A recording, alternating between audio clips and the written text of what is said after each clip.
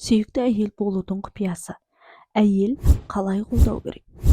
Әйел еркекке бойын сұнғанда, оның лидерлік ойларымен келіскенде, некеде гармония ойнайды.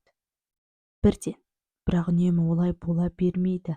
Әйел еркектің ойымен келіспейтін жағдайлар туып жатады.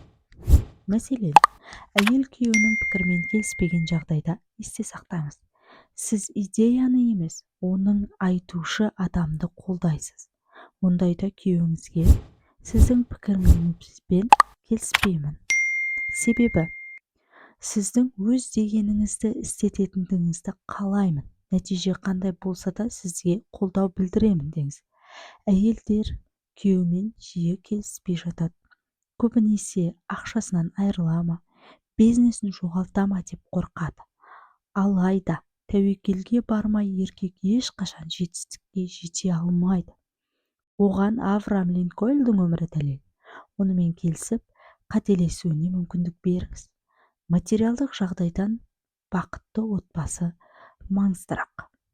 Екінші, ер адам күмәнданса, кейбір еркектер ұзақ ойланады.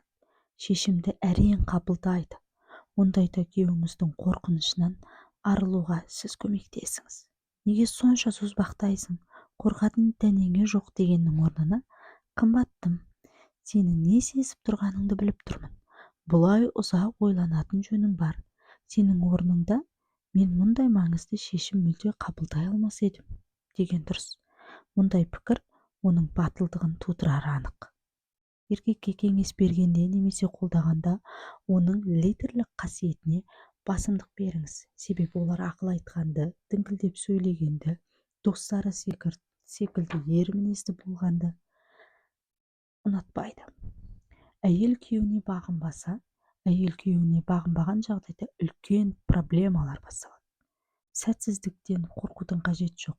Қандай жағдай болмасын, күйеуіңіздің артынан еріңіз. Ол сізді тек жақсы жаққа апарады. Соған сеніңіз. Сіздермен бірге Уақыт ТВ арнасы. Арнаға жазылыңыз.